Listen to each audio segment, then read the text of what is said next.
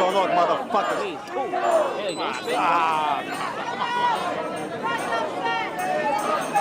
Come here! Come here!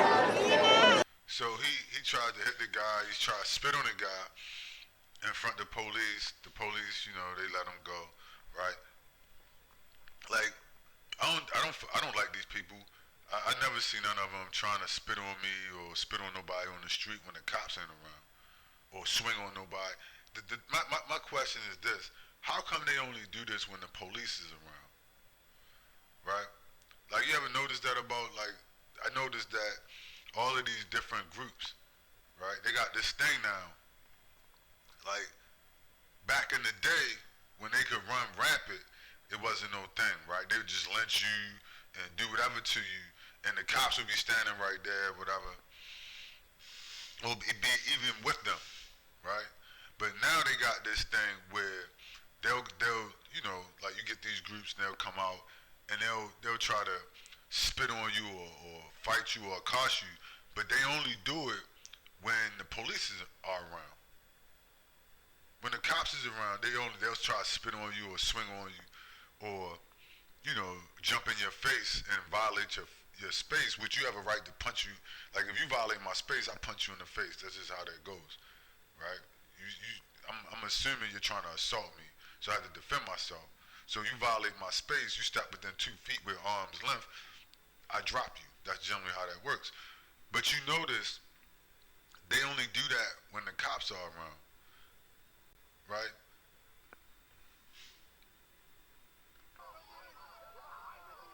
Behind us!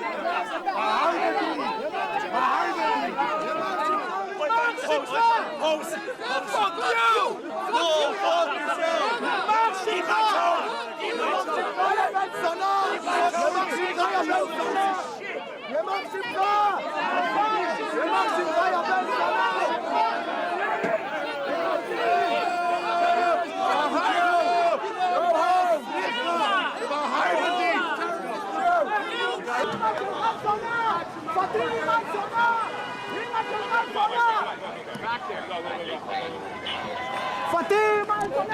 Fatima Zona! Fatima Zona! Thank you. What are we doing? What are we doing?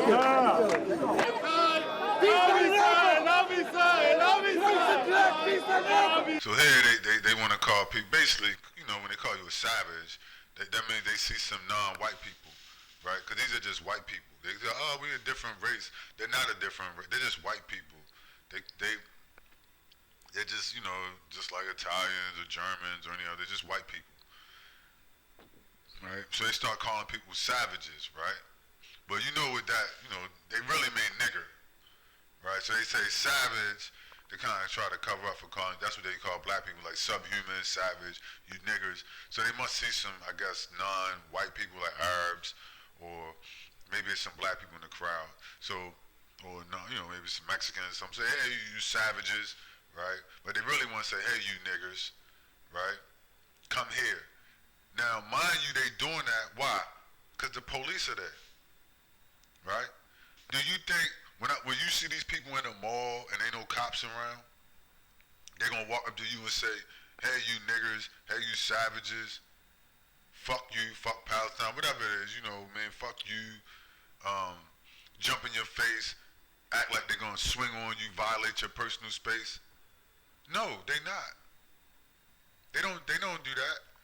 They only gather together when they're in numbers and the police is there.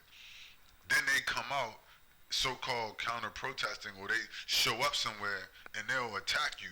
If I put on a Palestine jacket and walk through a mall near me and just stay all day long, none of these people will walk up to me. Number one, I'm about, you know what I'm saying, I'm a black dude, I'm about 6 feet tall. And I look like I'm an old guy, but I look like I'm in pretty good shape. I can have a Palestine hat on, I can have on a Free Palestine jacket, right? And a Palestine cape. Guarantee you, none of these people will walk up to me and say anything. Why? Because there are no cops around. And there's nobody to save them, right? from getting their ass whipped or worse. You see, so they're not gonna walk up to you. But when they got the numbers and there's a bunch of security forces around, just like in Palestine or somewhere else, you see what they do, right? You really see what they're about. You see, that's a sign of a bunch of tyrants and cowards, right? They wait till the security comes and then they start a fight. No, like me, if I walk around, I don't got no security. The police, if anything, if something kick off and they come, they're gonna attack me. You see, I don't have no help. I don't have no backup. Right? I live in a racist society. You see? And so, if something happens, they're gonna get the help, not me, initially, right? They're gonna get the help, even if they attack me. So, they'd be more likely to try something, but generally they won't unless they in numbers like this, where there's a lot of them, you see, and there's security forces around.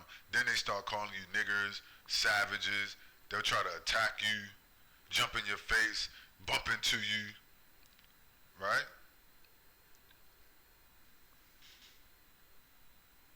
You're behind him! You're behind him! Get animals! Shame them!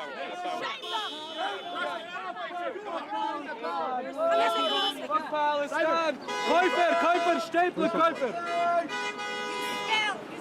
You smell the virus striche behind thee. Fire. Fire. Abisai, hey! They rich. Yeah, you're so scared. Run the ball. No, why is that getting a ticket? No, it's not legal. Where's the bomb? My boy, I fucked your mom. I fucked all your moms. Like this guy, he runs up on this guys, talking about I fucked your mother. You know what I'm saying? I fuck you up. I fucked your mother. You know, I fucked all y'all mothers. You think of these, and that's and then the cops jump in between them, right? Cops everywhere, saving them. The cops ain't gonna be able to save y'all soon. But guarantee you, if you saw them, if they saw you like walking down the street where it wasn't no cops like me, and I had on a Palestine jacket, right? He wouldn't run up to me and say, I fucked your mother, I beat your ass, jump in my face, push me, or anything like that. They'll tell you everything you need to know about these people you're dealing with, right? Where they use the American police and the American political system as their security force, as their IDF in America. You see, they have converted the American government and the American security forces into the IDF, the synagogue of Satan, where they can come here and do that kind of thing as long as the security forces are around, right? And then they pass laws. They have the black politicians, black lapdog politicians, bootlicks, pass 2 anti-Semitism laws that you can't speak out against them or protest them. And then they get the security, the IDF, the American IDF security forces, the police, and then when you protest, they come out and they throw shit at you, spit on you, call you niggers, all that kind of stuff, till I fuck your mother, you know what I mean, jump in your face, push you, right, hit you with, all kinds of shit. And you gotta be like, peaceful protest, but they not peaceful at all. There's nothing peaceful about these people. They the devil the Bible speaks of. They totally violent and murderous and thieving, horrible people, right? As you can see.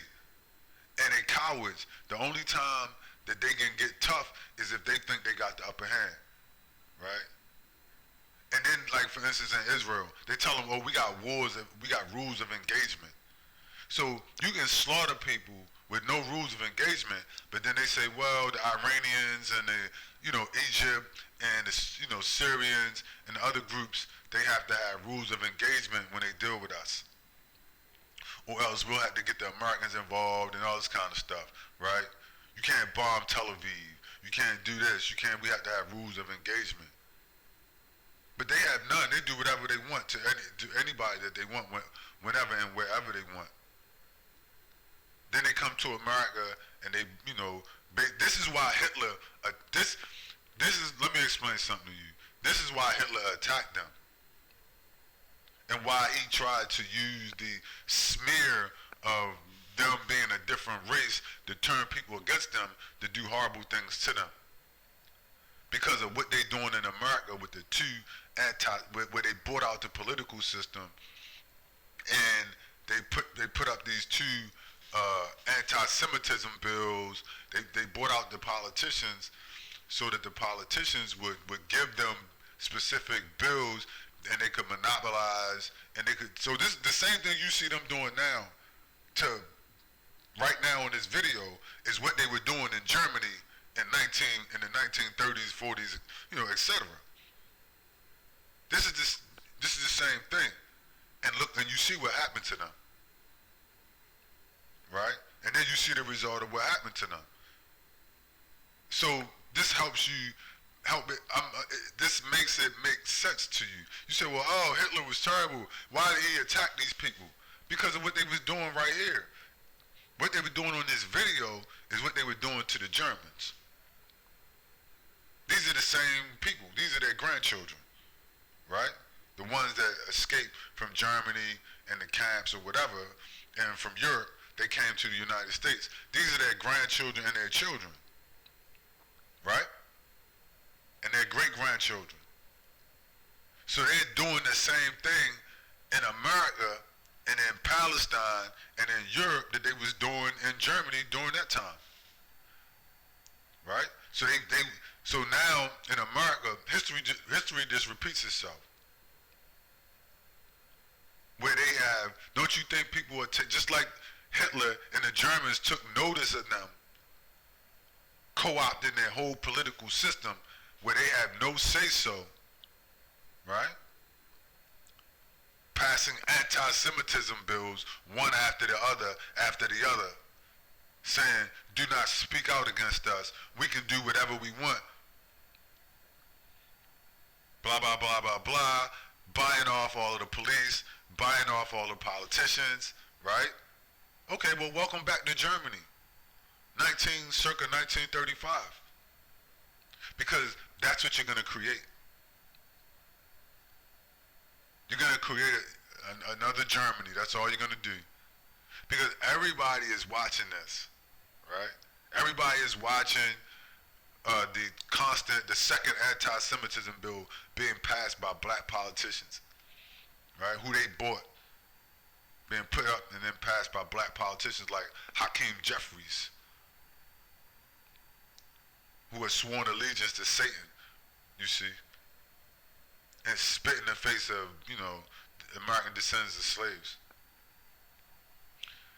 And they've watched them buy off the police department. Everybody knows the IDF trains the U.S. police departments. Okay? Everybody saw the black police chief, now mayor, Eric Adams, go to Israel and lick their boots. So everybody gets it. You get it, right? That they own these people, these groups, these swaths of your government, that they own them. I mean, it's not a secret.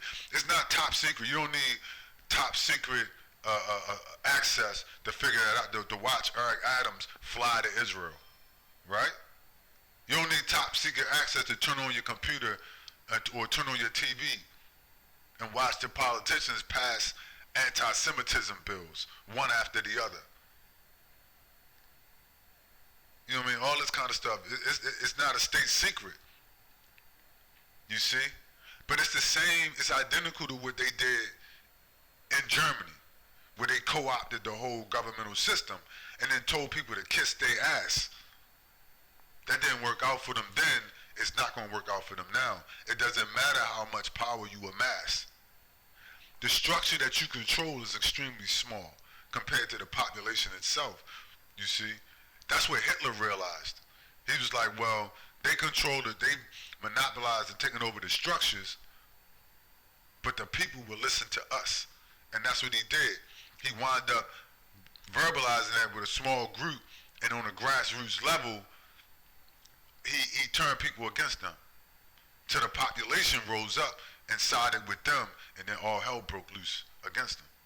Same thing gonna happen again, but let's continue.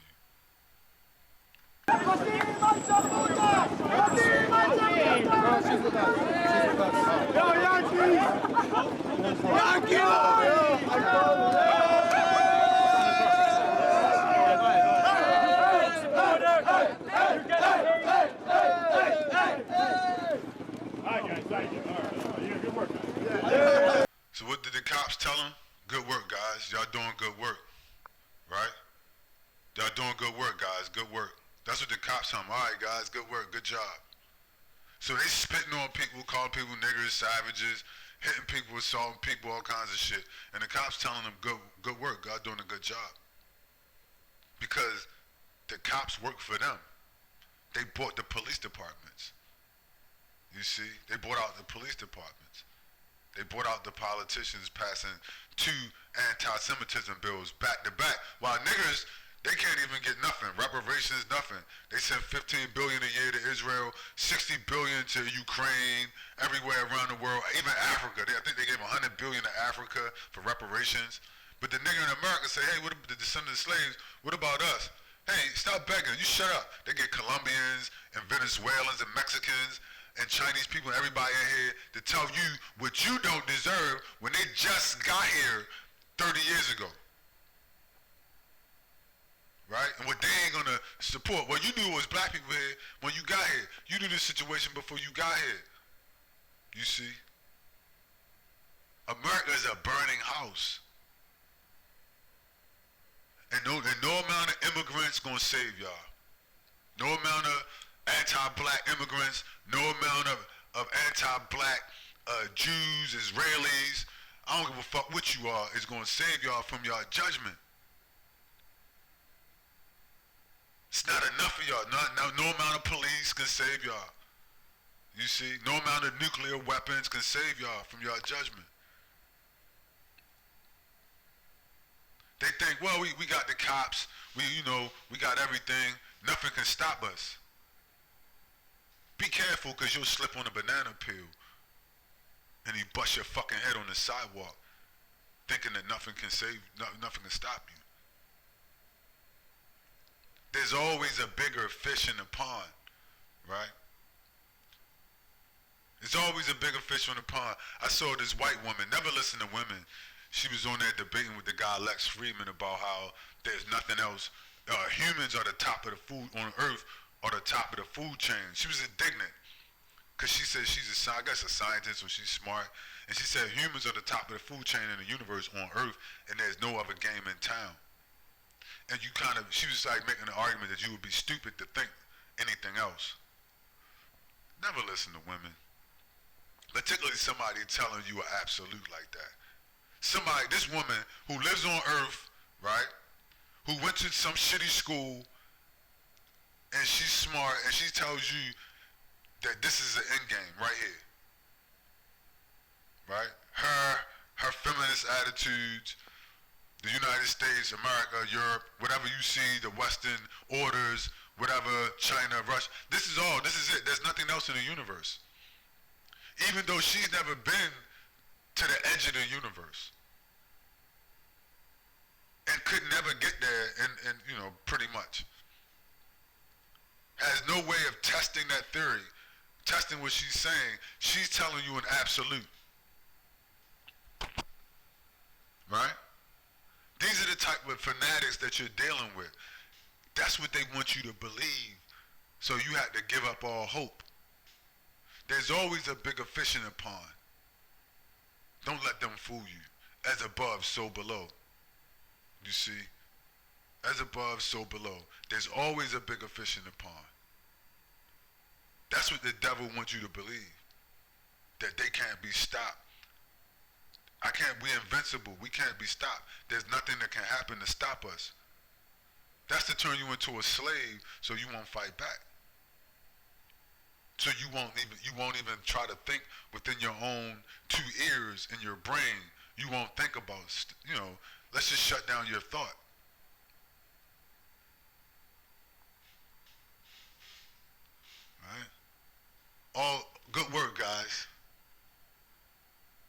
you see that, like, these people work for them. Goes back to what I just said, right? These people work for them. The politicians, the police departments, all co-opted, which makes sense, right? The synagogue of Satan, the workers of iniquity, the church of Satan, the adherents of the satanic. They all work for them, right? Like some spooky movie. And I know I hate to, come off like that, but obviously you see it. I mean, who do you want? You believe me or your lying eyes? Or your lying eyes, or do you believe me? You see it right in front of you, right? Who are they working for? Who are the cops congratulating? The people that pay them, their paymasters. You see?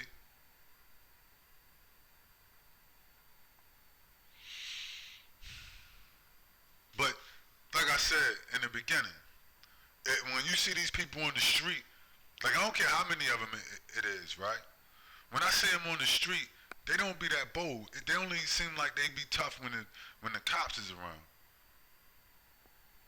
Even when they got the numbers, you know what I mean? They only seem tough when cops is around.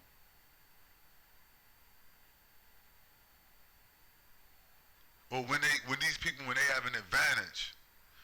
But soon their advantage gonna be gone. All of them. Don't let that lady fool you. That's what she wants you to think. Soon their advantage is gonna be gone. Little by little, you'll start to notice it. And then you'll see them for the small, weak, disgusting creatures that they are. You see? You'll be able to see them for what they really are. Take that group that they're being protected by the security forces. The IDF is protecting them in New York. And you look at that group right there, and then you put them up against a group where you remove the IDF that's standing there telling them, good work, guys, and you put them up with an equal group. I mean, just for shits and giggles. What happens? We all know what happens. They get decimated within minutes. They get ran through within seconds and minutes. We all know that. That same group, you can put them up. Them group of motherfuckers you see right there. It's about 20 of them in that picture. I'll take 20 cats from the hood, right? And stand them there, remove the cops, make sure nobody's coming. What do you think gonna happen? They'll get decimated. They'll run through their ass, faster than a flash.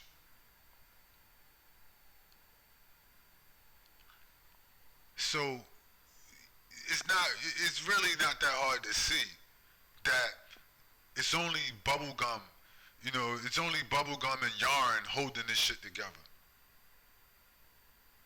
That's it. That's it. A very thin veneer, right? And eventually, those cops are gonna have to go home and protect their own families. You see? Because this thing is getting ready to come apart.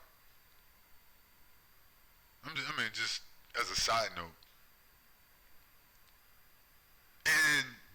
But like I said, you can see it on a regular basis. When you see these people on the street, they quiet as a church mouse. I know when I see them all the time. I'm at work, walking in Walmart. I'm all the time walking. I don't ever see nobody jumping up. Nobody jumps up at me. I don't see nobody, you see a random car here and there, but generally, these people is under control until the security forces show up. Or if it's the security forces when they have, overwhelming numbers and weapons, then they'll do whatever they want to you. Claim, I fear for my life. All that kind of, how that go. You know the drill, right? But mano y mano, that shit be real different. You see, mano y mano, the shit gets different. When you see these people when ain't no IDF around, they quiet as a church mouse.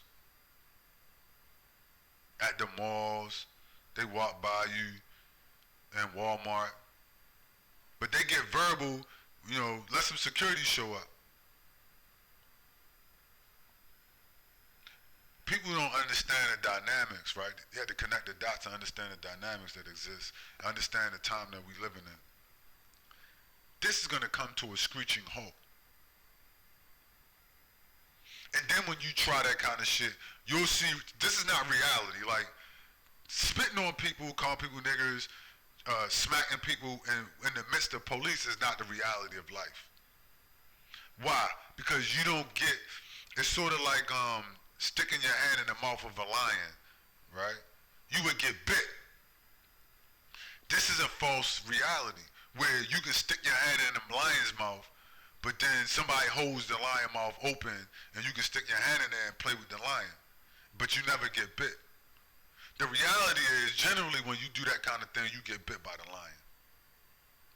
There's gonna come a time when you have to face the reality of it.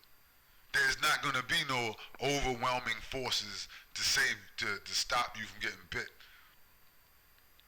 Right? When you poke that bear in the eye, the bear is gonna, you know, maul your ass. When you stick your finger in the face of that lion, he's gonna bite your arm off. That's the reality of life. This is not reality. Like telling people, well, you can't, you know, do this, or there's rules, or, you know, I'm gonna bring out security forces and let you spit on people and beat people up and then run down the block. That's not how life really works. Trust me. I watch guys get their head blown off for disrespecting people over $50. Trust me, this is not how life really works. I've seen real life. This is a cartoon. This is a cartoon that they created so that they can try to live in this bubble of, you know, this bullshit bubble of non-reality where they stack the cards in their favor and they can do whatever they want, and there's no such thing as karma and repercussions.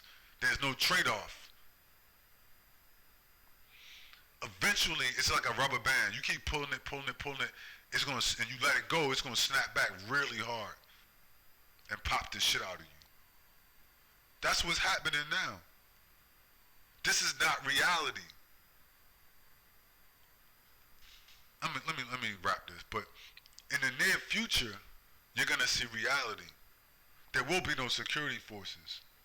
There will be no IDF in New York City, or in Baltimore, or in California, or in Chicago, or in Florida, or in Houston to save you.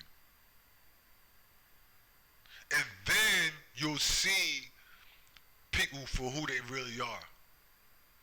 There's an old saying, adversity introduces a person to themselves. That's not adversity. What you're saying is not an adverse condition when you're able to beat people up or spit on somebody while police, you know, hold people from attacking you.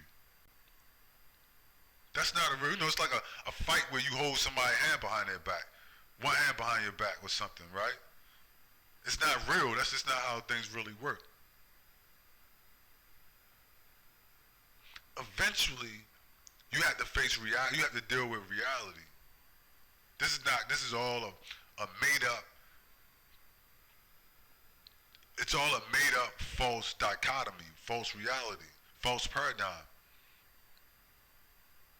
Where the devil and Satan is in charge, and then he creates a bubble for the wicked to do wickedly.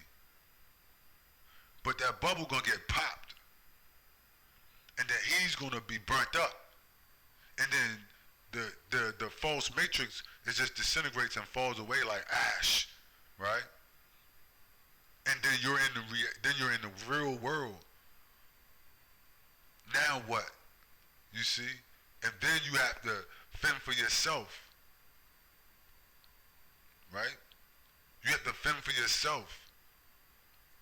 You have to deal with reality as it is, not how you have fabricated it to be. So that then there is no, like, you know, there's consequences at that point for all of the things you've done. The consequences then come down on your head. That's where the rubber meets the road. In America and in Israel and wherever you are, Ukraine, you see? They say, well, there's rules in Ukraine. Russia can't do this or that. Or they can't do this and NATO can't do that. Really? Who's creating these rules? This false sense of security for people. There's no security in the cosmos. What is wrong with you people?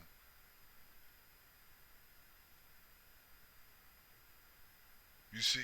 Like the Joker said in Batman, you know the thing about chaos?